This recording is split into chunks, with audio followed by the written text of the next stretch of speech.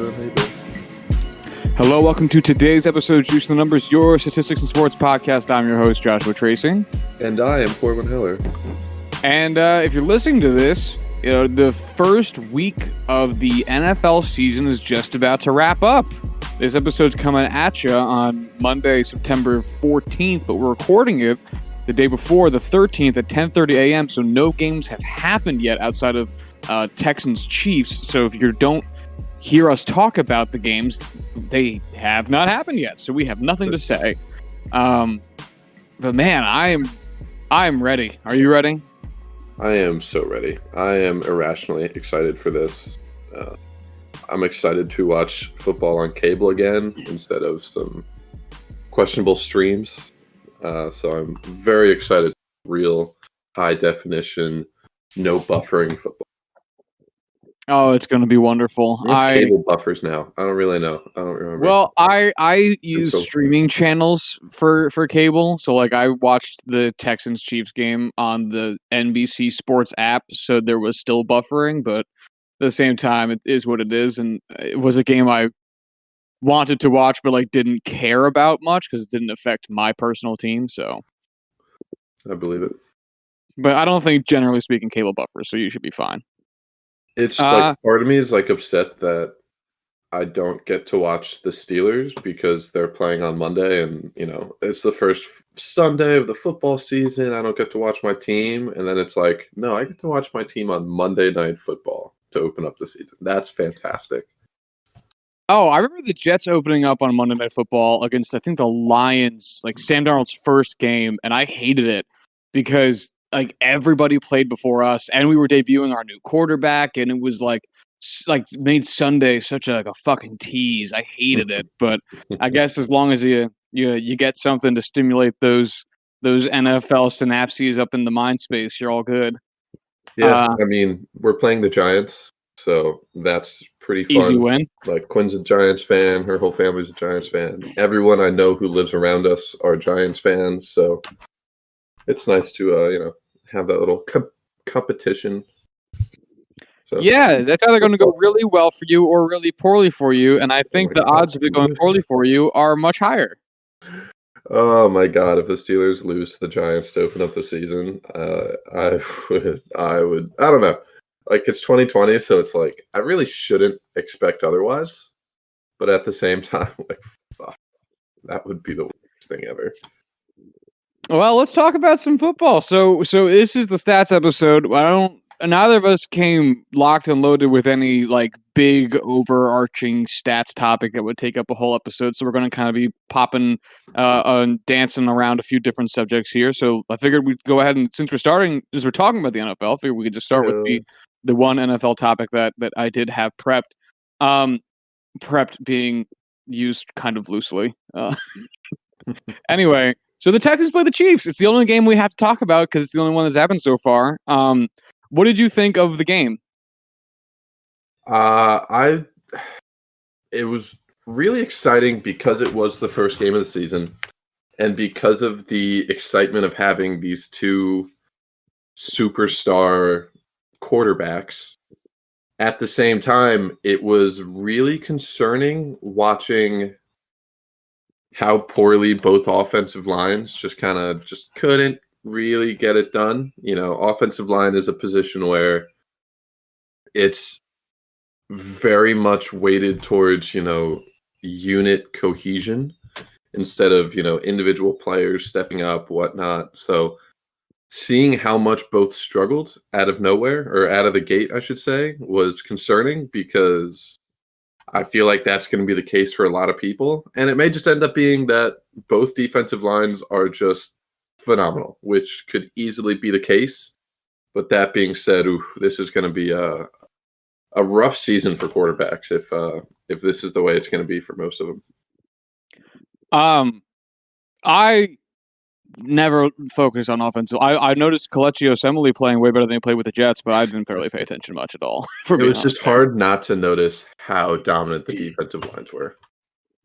Well, that's true, especially with how bad the Texans' offense is outside of men named Deshaun Watson. David Johnson did have a good game, but the 4 sacks on Deshaun Watson were pretty stunning to see. As a combination of, I guess, literally everything with that game. The Texans, I don't think, are going to be very good this year, based on at least one way too early game worth of predictions, but that's basically what we're here for. So I wanted to talk about the Kansas City offense, if I may. Sure. So, because one of the things that stuck out, and granted, like I don't watch a ton of Chiefs games last season, just because as it happens with all things sports related, I watch my team's games, and then that takes up so much of my time. I tend not to watch other teams' games and just keep up with like stats and box score stuff. So my impression of the Chiefs' offense last season might be wrong, but I didn't recall them running the ball as much as they did. It feels like they ran the ball in this game Thursday night more so than average that you would have gotten out of them in 2019. Did you feel that, or am I off base? I'm going to be honest. I saw a really cool tweet that I got distracted by like halfway through you saying that, so I missed the actual question itself. All right, so 2-parter. 1, what was the tweet? Share with the class. And 2, did you get the impression that I got, which was the Chiefs running the ball more than they typically would have in a game last season?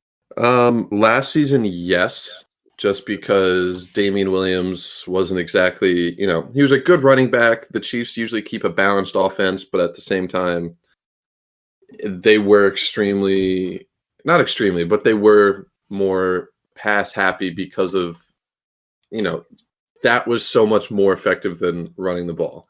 But, Clyde Edwards-Helaire was so unbelievably effective last night that they were able to utilize him very well, just straight up running the ball. They really didn't pass to him all that often, and they were still effective enough to, be able to utilize him in really only one facet of the game and just hand him off the ball, and that was that. And honestly, it was more effective than them passing. That's how good he was. They actually didn't pass him the ball at all. He had 0 receptions. Yeah. Which is fucking crazy to think about. He had what, like 130 yards? 138 yards. He did have 2 targets. Sorry, I should say. He did have 2 targets on 0 receptions, or 0 receptions on 2 targets. But yeah, 25 rushing attempts for 138 yards and 1 touchdown. Which is crazy to think about, that he's only going to get better, because goddamn, like that is, something that he does so well. That's why he was so widely sought after and thought to be, the guy for them. Man, this offense is unstoppable. I honestly, like, just looking at them, like, now that they have such a perfect fit at running back for them, I just don't understand how they're going to be unstoppable.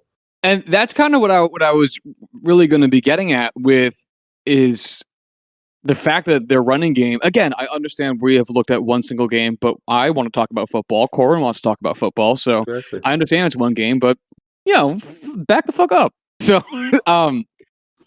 so if you look at their 2019 stats, their average rushing attempts per game.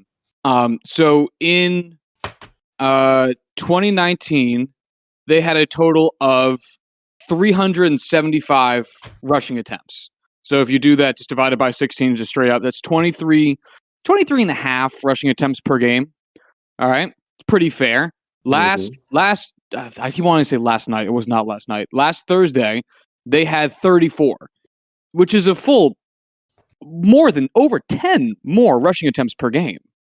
Or in one game. And again, I understand it's only one game, and it was a very effective game for the rushing attack. But still, like, if they can scale it down, if given an increased sample size, it goes up to being just like 5 more per game, we're looking at a larger share of touches going to running backs because of the improved quality of their running backs, which could eventually take pressure off Mahomes. Not that he needs it, but I mean, my God, because you look at his passing stats. First off, another thing that stood out to me: 0 rushing attempts for Patrick Mahomes I keep wanting to say last night. Thursday. 0. Like, that also is a show of a good rushing attack because they don't need Patrick Mahomes is able to hand off the ball readily, and his running backs are capable of finding holes very effectively. He also is able to shows a good offensive line. He's able to get the ball out and doesn't have to hang on to the ball and then scramble. But 0 rushing attempts from Patrick Mahomes, 34 rushing attempts from the rest of his offense, and then 32 passing attempts for Patrick Mahomes, which is also a less than his average passing attempts from last season too. So last year he had 484 passing attempts in 14 starts, which is an average per start of 34.5. So still very much so within the wheelhouse, 32 versus 34.5.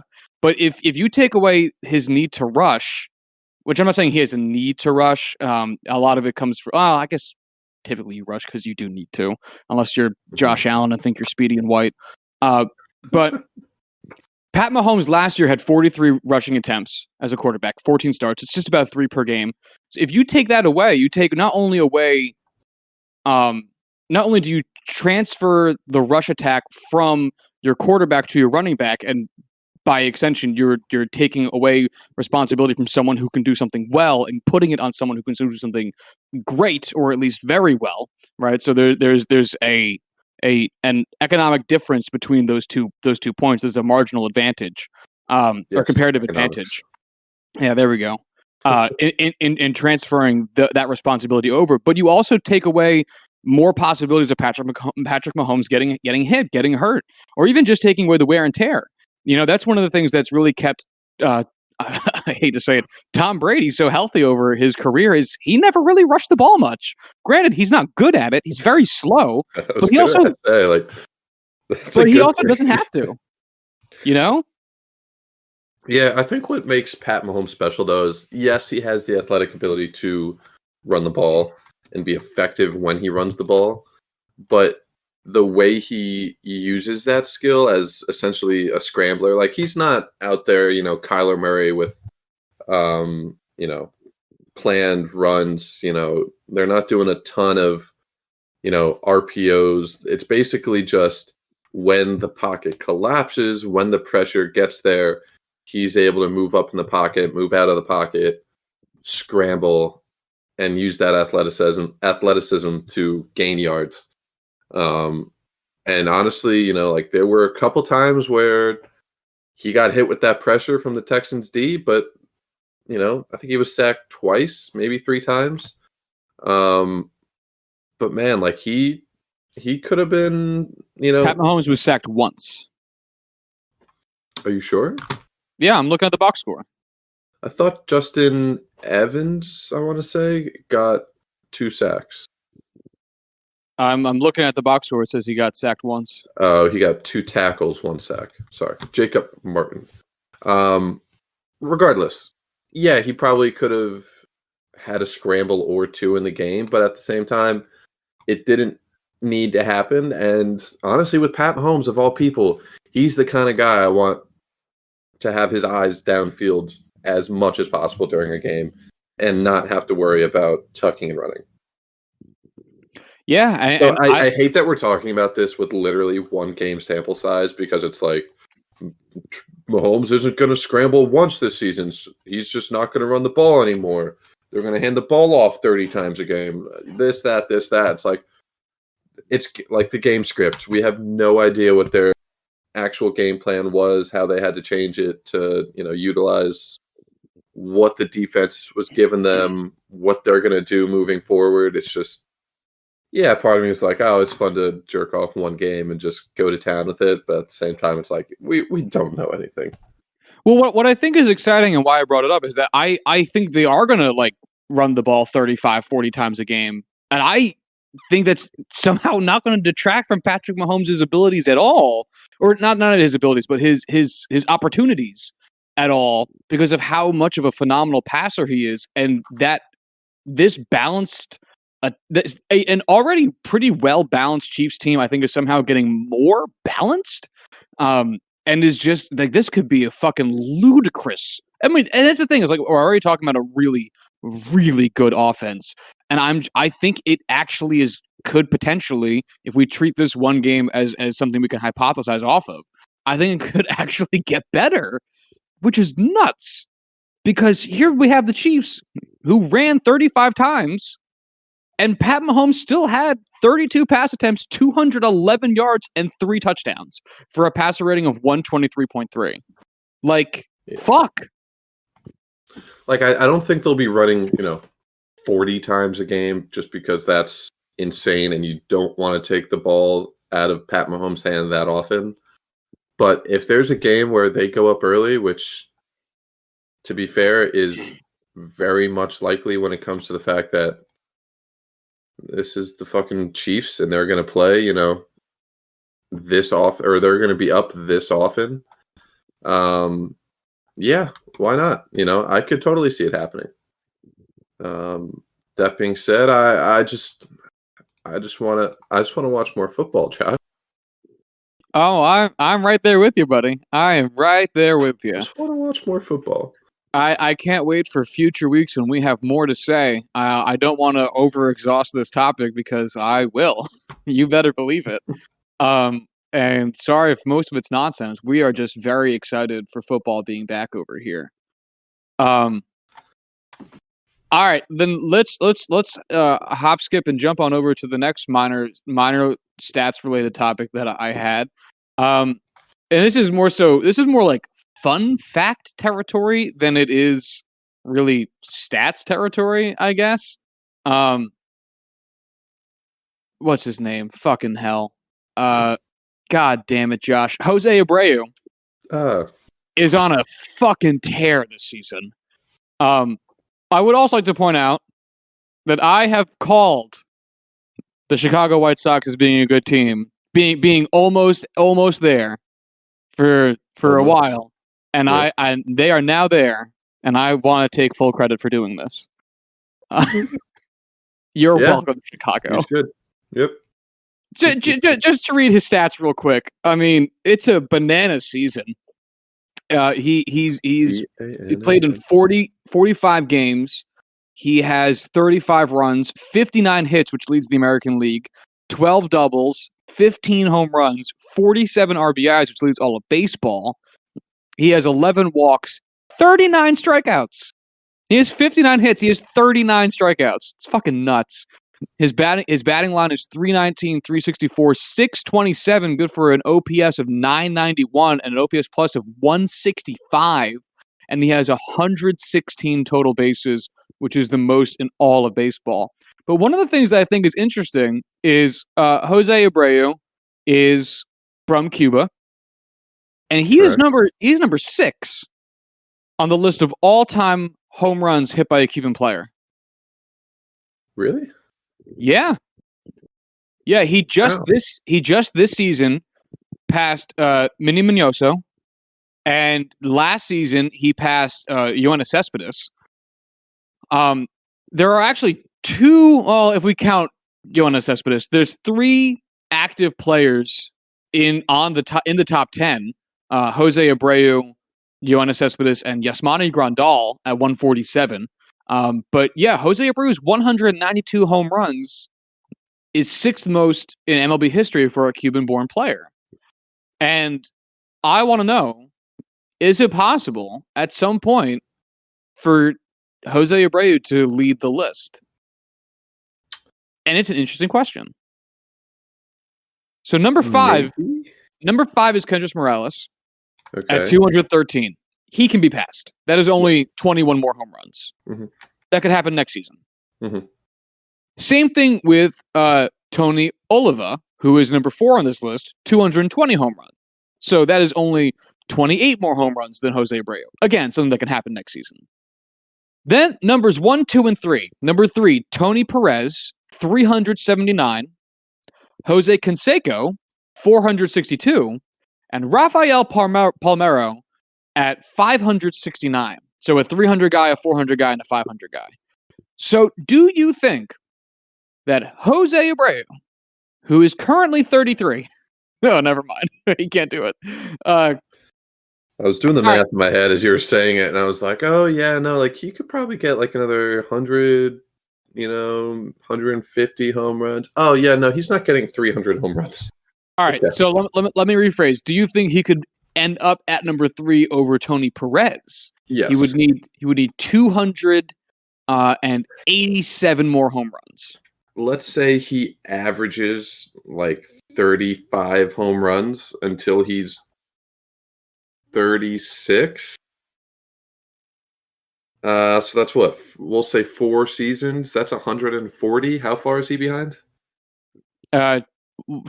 Oh shit! I just had it up and put it away. Control Shift T's, Josh. Control Shift He T. is 187 away. So that's like 5 seasons of high level baseball of 35 home runs averaging. I think he could do that. I mean, we see Nelson Cruz at 40 doing it. Yeah, which is fucking bananas, man. Right, like, yeah, How? I get that that's the exception, not the rule. But it's possible, and that's the question. So, is it possible he does it? Yeah, sure. Is it likely? No, probably not, but it's possible. Why not? You could have one great season next year where he hits like 45 home runs, continues on this tear. A great season after that where he hits like 40, and then he's allowed to taper off a bit. And if he just plays for like 5, maybe 6 seasons, which granted, 6 seasons when you're already 33 is quite a lot, but I think he could do it. I am so excited for everything that has to do with this Chicago White Sox team. I am so excited for Jose Abreu, but I was not expecting him because I wanted to see like, I know he's a little bit of an older dude. I did not realize he was 33. But I knew he was a little bit of an older dude, so I wanted to see where he landed on this list of Cuban-born players. I cannot believe he's number 6. Like, it just seems so. How are there not more? How old is he when he 27 debuted? Right, so like he's far behind too. Like, yeah, that's why it feels like he should have. That's why I felt like he was younger than he is because he debuted so old. Actually, Rafael Palmeiro. I forget. Did he play overseas or was it just a long time in the minors? I feel like he played. He didn't spend a ton of time in the minors. It was just he started way late. So he didn't really spend any time in the minors that I can see. Again, nothing significant anyway. It was really just he was just playing in Cuba. Like his last season. Oh, right. In Cuba was his age 25 season from 2012 to 2013, playing for the I'm going to butcher this Cienfuegos of the Cuban National League or Cuban National Series. I guess that's the name of the league. But yeah, that was his 25 season. Then in his age 26 season is when I'm assuming he was in the minors, and then he debuted in Chicago at his age 27 season. I forget that Cuba and U.S. relations haven't always been ideal, to put it mildly. Yeah, it's one of the wackiest parts about baseball because there isn't a good posting system for Cuban-born players to play in the U.S. That's why most Cuban-born players in Major League Baseball have gotten to the U.S. via very sketchy circumstances. Like Yasiel Puig human trafficked himself to America. Mm-hmm. Like he pays like a Cuban mafia gang.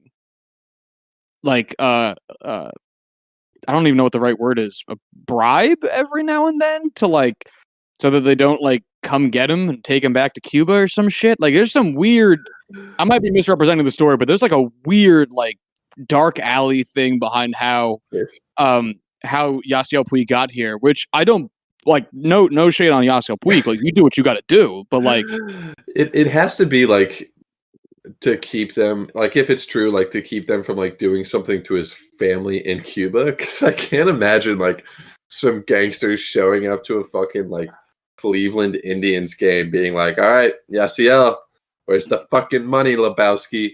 You're coming with us, and throwing him in the trunk and just like, well, do you Lindor just like waving goodbye, like, so long, Yasiel, have fun in Cuba. Do you remember when he was in Los Angeles and his home was getting broken into like all the time? Ooh, damn, that's a good point. Yeah, like his home was getting broken into like all the time. It Uh, happened during the World Series. yeah. All right. You know what? This Soviet-backed Cuban gangs, man. They're tougher than you would think at first thought. I guess. I don't know. Yeah, I certainly it's wouldn't want to fuck with them because I'm again middle class white boy from New Jersey, and I'm saying this about a multi million-dollar superstar athlete who, like, if they came for me, like, what am I gonna do? Be like, no swiper, no swiping, leave me alone. Like, that's exactly no. what you should say to them. I think that would translate very effectively. Um, Real quick, Rafael Palmeiro not in the Hall of Fame. Really? Yeah, that's really surprising. I just assumed he was. So You a for the juicer? is he? He doesn't have any significant portions of time missing, so I wouldn't have assumed he. Because if he was, I would have assumed he would have been suspended at some point. Let me just read out his stats real quick. Rafael Palmeiro, 71.9 career WAR, 4-time All-Star, 3-time Gold Glove, 2-time Silver Slugger, 1-time Major League Player of the Year. He played for 20 years, 3 with the Cubs, 7 with Baltimore, and 10 with the Texans. I mean, Jesus Christ. He finished his career as said previously, 569 home runs. His career slash line is 288, 371, 515, good for an 885 OPS and a 132 lifetime OPS plus. Um, and again, the all-time home run leader from anyone born in Cuba. I'm surprised he's not like in the Hall of Fame. 71.9 career WAR is a lot of them. Yeah, no kidding. Like, damn. Anyway, sorry. All Why'd right. you apologize? Sorry, Raphael. You Oh, deserve to be there. I gotcha. wish you the best. That makes more sense. Yes. I just wanted to give a quick update on one of my bold predictions for the MLB season because I still can't believe it's actually on pace to come true. Shane Bieber has 102 strikeouts in 7 starts. I think he's almost a lock at this Sorry, point 10 sorry, 10 starts. 10 starts. to My get bad. to 150. Yeah, Like I what, mean 43, 40? I forget what number you said already, but he has 102, so he needs 48 more. yeah, like, get out of here. So Come like on. 4 good starts, 5 fine starts. I Mhm. mean, damn. And especially because Cleveland, I don't think they're like at a risk really for not making the playoffs, but I'm sure they don't want to do any more slipping and sliding than they already have, and I'm sure that they're going to want to try to make a big push because right now, as it stands, Cleveland's not losing. Like Detroit's 4 games under 500, Kansas City's 10 games under 500, but Cleveland is only 2 games back, 2.5 games back, a game and a half. How does math work? You're Two asking and the a half. wrong guy. They're 2.5 games back from fucking the Twins, and with 14 games to go, it's very attainable for them to possibly anyway to pass them. So because of that increased desire to push, you might end up seeing Shane Bieber making maybe an extra start on short rest or something to that effect. So I think this could actually happen. I expect it to happen, and I'm here for it. You know what? You predicted the strikeouts. I predicted the Shane Bieber. We're in this together, bud, whether you like it or not. Um, God. I wish, as much as I love Mike Clev, somehow we could have swung, the Padres could have swung a twofer. Like, hey, throw in Shane Bieber and we'll give you Paddock. He's been pitching great this year. You Indians would love this kid. Would have been pretty cool, man. Pretty neat. Well, the sad part about that is that the Indians probably would have turned Paddock back around and really fixed this shit. Yeah, I'll take that chance for Shane Bieber. Oh man. Indians would Anyway. literally hang up. They wouldn't say anything to that. They would just hang up. Oh yeah, no, they wouldn't. They absolutely would not entertain a Shane Bieber for Chris Paddock trade. Anyway, so I was looking. So all right, I'll start from the beginning. The MLB is moving to a bubble system for the playoffs. They're going to have the American League teams all play in San Diego, and they're going to have the National League teams all play in the Rangers Stadium in Globe Life. I think it's technically in Fort Worth. I don't think it's in Dallas. Actually, I'm not even confident in that anymore. I'm just going to say Texas. It's a small enough state. People will understand. Anyway, and then after the league series are over, the AL teams will join the NL teams in Texas to play the World Series. So I was trying to figure out which teams would be most disadvantaged based on short home runs hit, but I had a hard time because it's not like that's not a very easy thing, I guess, for me to do because of just my, I don't know, lack of StatCast searches this season due to the shortened year. But I did want to bring up a few fun home run things that I found because I thought you might find them nifty. Ooh, I love nifty things. Okay, Corwin, what do you think is the shortest home run hit this season? Fuck. 265?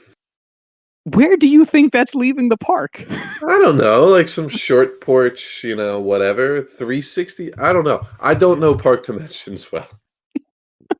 So the sad thing is, you weren't that far off, but Yes. I just didn't expect that answer to come out of your mouth. Because I think the shortest, I could be wrong, but I think the shortest foul pole is the pesky pole in Fenway at like 293. Oh, okay. Okay, that's not bad. Or maybe they call it 300, but I know Didi Gregorius hit a 293-foot home run right around the pesky pole. It's not far away. The shortest home run hit this season was by Austin Hayes of, I think, the Orioles. Yes. 284 feet. Damn. All right. I was closer than I ever expected to be. Jesus.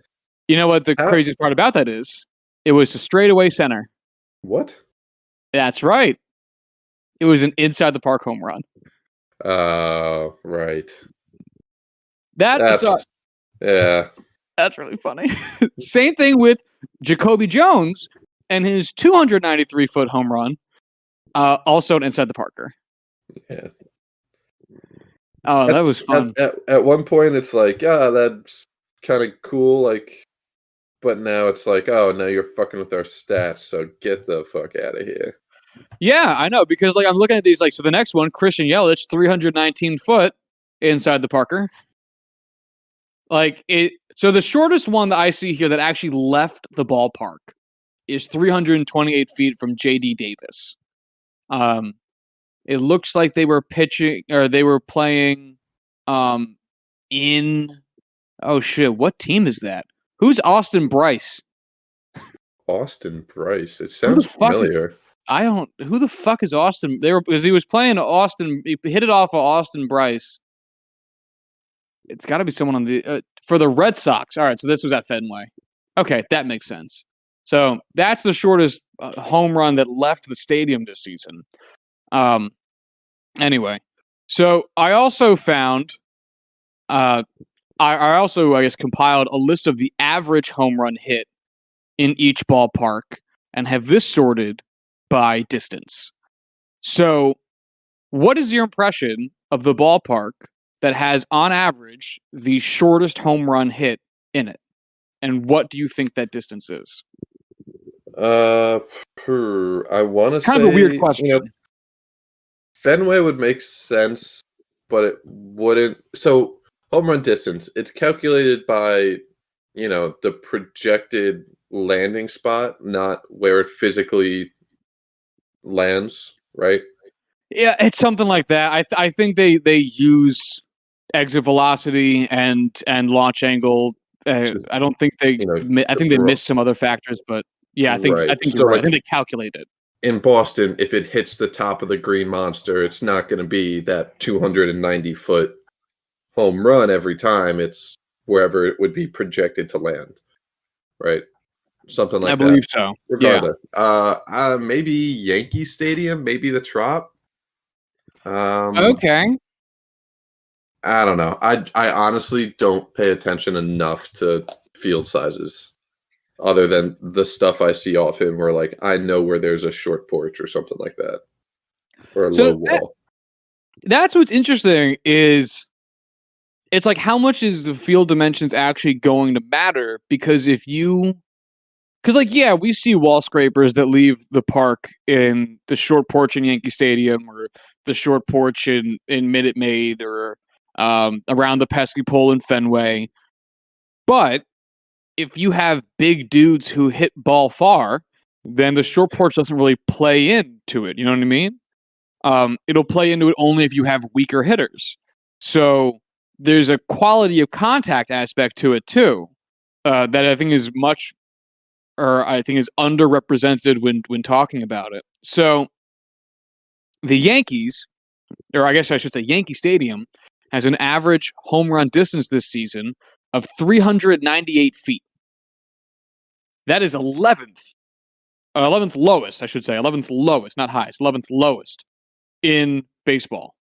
The field with the lowest average home run distance is Minute Maid Park, where the Astros play. 380 feet. And I don't think I understand. I don't either. Because like the next one is T-Mobile Park, where the Mariners play at 390. And it's like, yeah, that makes sense. Mm-hmm. Like the Mariners aren't doing well, so I bet when they hit home runs, they're barely hitting them. Yeah, that tracks. And then after that, Citizens Bank Ballpark at 391. Like the Phillies are kind of a mixed bag of talent right now. And then Great American Ballpark 393. The Reds, same thing, mixed bag of talent, guaranteed rate field.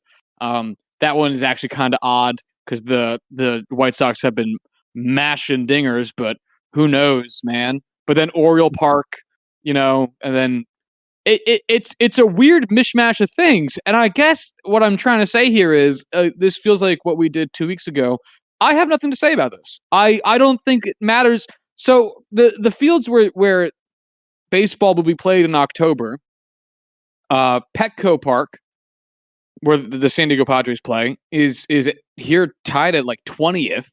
404 feet is the average home run distance. Granted, Petco has a pretty big field.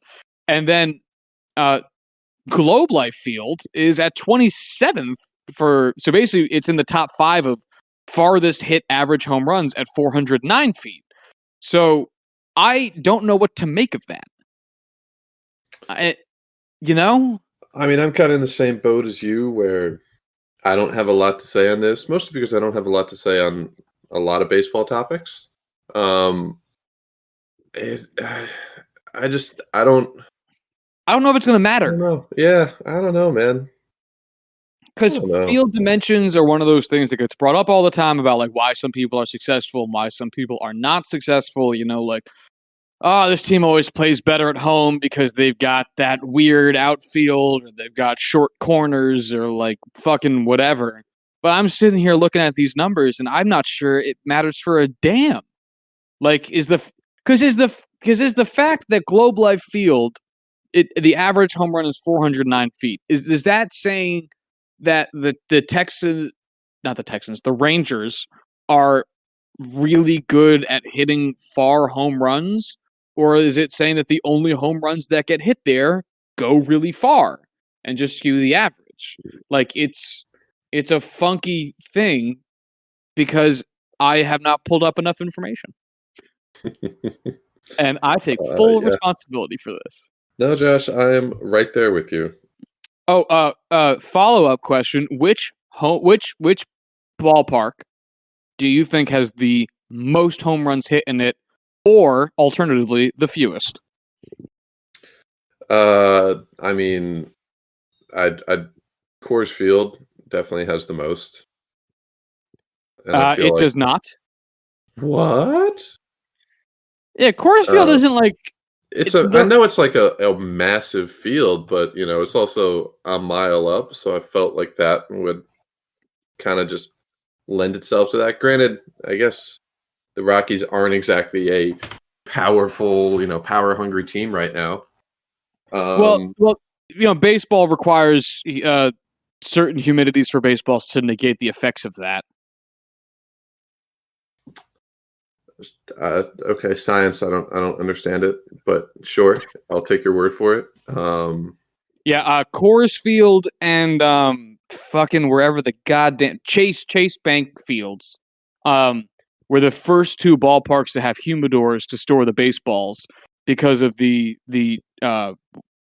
climate conditions, weather conditions, heat conditions, whatever you want to call it, of where those ballparks are located used to lend themselves to balls being rocketed out of there, and MLB wanted to try to contain that. So now all stadiums have humidors for their baseballs, but those two famously had them first.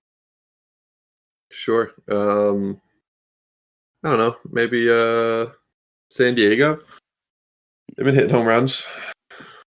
That they have, and Petco.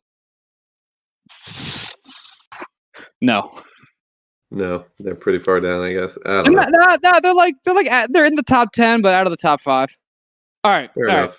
All right. Here we go. I have no idea, Josh. Here we go. So most home runs hit, top 5.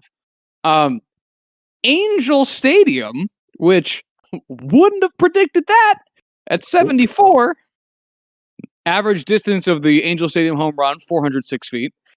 Great American Ballpark, where the Reds play, 75 home runs, average distance 393 feet. Yankee Stadium, 75 home runs, average distance 398 feet.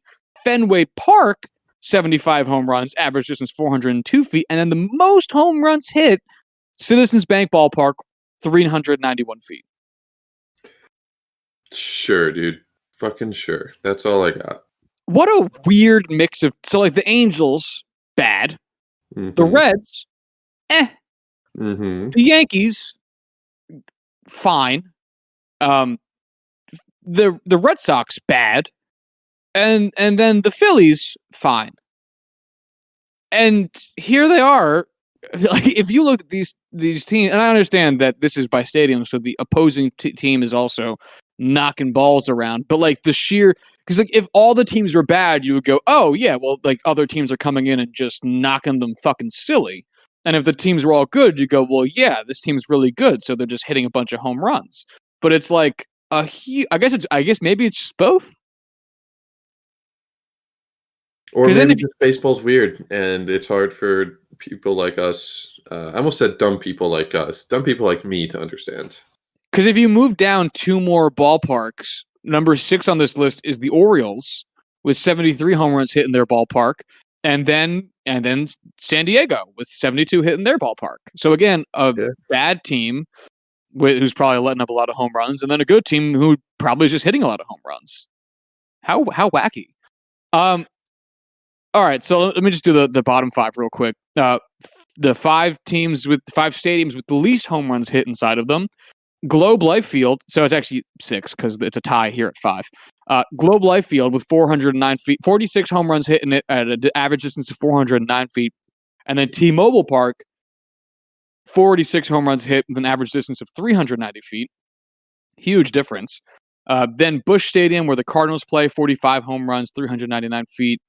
Progressive Field, where the Indians play, 43 home runs, 400 average distance. Minute Maid Park, 42 home runs, 380 average distance. And then the fewest home runs hit is at Marlins Park, which has famously of recent been a huge lack of home runs. Average distance 408 feet. The number 2 team for fewest home runs hit in the ballpark, 42. At Marlins Park, there have only been 31 home runs hit all season. What? Yeah.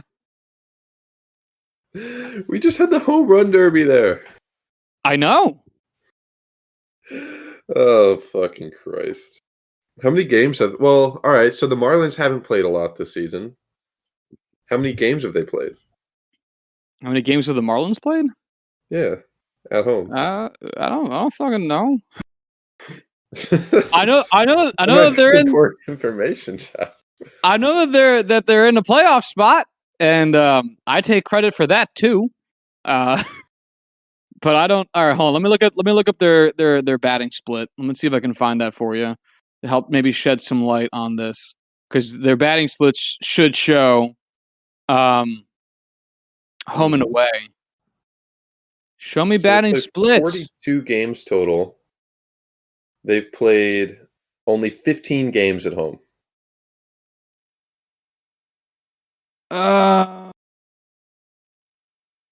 Do I agree? I agree. Yeah, 27 games away, 15 at home.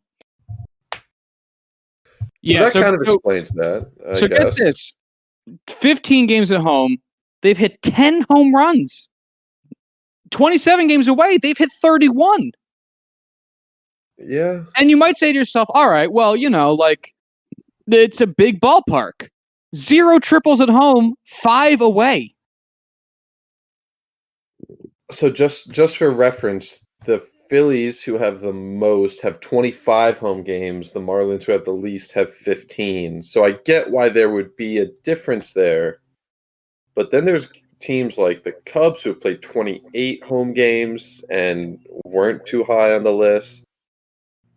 I don't know. This is all over the place. One thing can be said for sure. How wacky. Yeah, no kidding. Yeah, they are such a worse team. They're such a worse team home than they are away. So they're split by TOPS plus, which is park adjusted and set to league average. Yeah, tops. Home TOPS plus 86, away 107. Oh my god. That's not good. It's a huge difference. So, like, they're the team batting line for the Marlins while home, 323, 310, 343 for an OPS of 653. Their batting line while away, 248. Oh, sorry, that's strikeouts. 250, 326, 407, good for an OPS of 733. It's 80 points higher away. Again, Josh, reiterating that I'm not good at math, but that sounds like a big difference. Yeah. Yeah, it is. I mean, my God. Damn. Anyway, thanks, Marlins, for being weird. The last thing I really have, I think, I don't feel like looking much, is a quick conversation about the speed of Mike Trout. Okay. So Fangraphs has speed as one of the stats that they keep track of. So I'm going to read you Mike Trout's speed. Oh, also, I would like to say, because I've complained about this many times, about how Fangraphs has a bajillion stats, but you can't hover over the abbreviations to find out what they are. They have changed this. You can now hover over the abbreviations on Fangraphs to find out what the fuck they're talking about, which is very helpful because the page is so many stat categories. So anyway, it says it's just a speed score with 4-component version, but I don't really know what that means, and I do not feel like looking. So Mike Trout going from 2016 to 2020. Ready for his speed score? Yes. All right, 2016, 6.6. This seems to be on the higher end of middle. 2017, 6.2. 2018, 6.2. 2019, 4.9. 2020, 4.1. Wow. So he is getting slower? Well, he's also getting older and bigger because I assume he's adding mass to be hitting all these home runs. I don't know his workout regimen, so it's hard to say. Regime. I got nothing to add here. All right, so hold on. I want to read some more Mike Trout stats because this is fucking so against my impression of how his season is going. He's walking less as a percent and striking out more than he has in previous seasons. So, 2018 Mike Trout, a walk percent of 20.1, 2019, 18.3, 2020, 14.1. That's his lowest since 2015. Strikeout percent in 2018, 20.4, in 2019, 20, and in 2020, 23.6.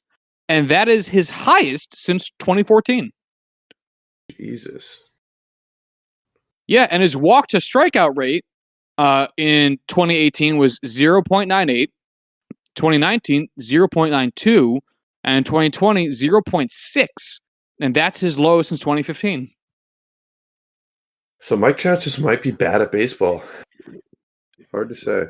And the thing is, like, you know, his line is still stupid. He's still hitting 302, 403, 660, good for a 1063 OPS, which is fucking dumb. 179 OPS plus WRC plus is phenomenal. Like, this is stupid good. I don't want to like sound any alarm bells because it's Mike Trout. He deserves every ounce of the benefit of the doubt. But like, it is weird to see these. I mean, I don't want to. I wouldn't necessarily call them underlying stats, I guess per se. But it's odd to see any Mike Trout stats going in the wrong direction. You know what I mean? He's just selling out for power. Excuse me. I mean, honestly, all of this coincides with his, large increase in home run totals and his OPS and all that goes with it. And I think he's just selling out for power. I think you're right because I'm looking at his hard hit percent by year, and his highest hard hit percent, according to Statcast, previous to this season, was in 2015, the start of Statcast, actually, at 48.8% hard hit rate. This year, that was his highest, 2015, 48.8%. This year, 57.3. You know what? I think it was an active choice by him once he realized that it really doesn't matter if I get on base because no one else in this team is ever going to drive me in. So I just need to get the runs myself. You might be right. Mike Trout might be like, what good does a walk do me if no one behind me knows how to hit? I'm just going to have to do it all. And the sad thing is they're still losing more games than ever. Even when they got guys who are good at driving in runs, it doesn't matter. Oh, they got no fucking pitching. You get all the hitting in the world. They've got no fucking pitching. All right. Here's our plan. We're going to get ourselves a superstar that's both an ace-level pitcher and a power monster to put at DH. That'll solve all of our issues in one. And now he can't do either. Oh, it's sad because it's like I'm happy the Yankees got Garrett Cole, but if you're an Angels fan, I don't know how you look at this past offseason and say that you're happy that you got Rendon and not one of Strasburg or Garrett Cole. You know, like as nice as it is to have Rendon, and he's obviously a phenomenal ball player. Like there's no question about it. Hitting ain't really your problem long term right now. You know, you got hitting. You've got Mike Trout, literal, actual Mike Trout. You know what you don't have? Pitchers. And you need those to win baseball games. Oh, God. Yeah, man. It's Josh. Yeah? Sorry, I didn't mean to cut you off. I thought you were finished. Go ahead. No, go ahead. No, because it'll be if you have anything you would like to add, I would say make it now because baseball's sad and football is exciting. So I think we should focus on the happiness today and not the sadness of the rest of baseball season. What do you think the team ERA is for the Angels? Oh God, I don't know. 4.67. 5.12. Oh, that hurts. That hurts. That's so. What's the Red Sox right now? Let me check for you. I can get that for you in a second. The Red Sox team ERA Oh, there's team pitching. Oh, oh, Oh no. 6.22. Oh no. Wow. Oh shit. Oh my That's God. so bad. Wow. Jesus. All right, so hold on. The Marlins, 4.92, and they're in a playoff spot. Wow. All right, the Braves, because that feels like they get by mostly on hitting. They have good pitching, but they get by mostly on hitting. 4.6. Yeah, I mean, it really. Maybe I'm putting too much emphasis on literally actually one single starting pitcher, but man, the Angels could have really benefited from a handful of good starts here. That's so not happy. No. Anyway, I have nothing else to say. That's all the things I had. Yeah, it's one of those things where it's like I would love to get sad about baseball because who wouldn't? That's fun to do. But I need to be happy today, and I want to be nothing but happy today. I agree that it's much needed. So shall we call it a day then? Yeah. You sound so sad. All right. Well, if you want to follow the show on Twitter, you can do so at JuicingPod. If you want to follow us via email, you can do so at juicingthenumbers@gmail.com. We hope all these games are good. We hope our teams win. We hope yours don't. Fuck you guys, and we'll and until Thursday, y'all have a good one. Bye.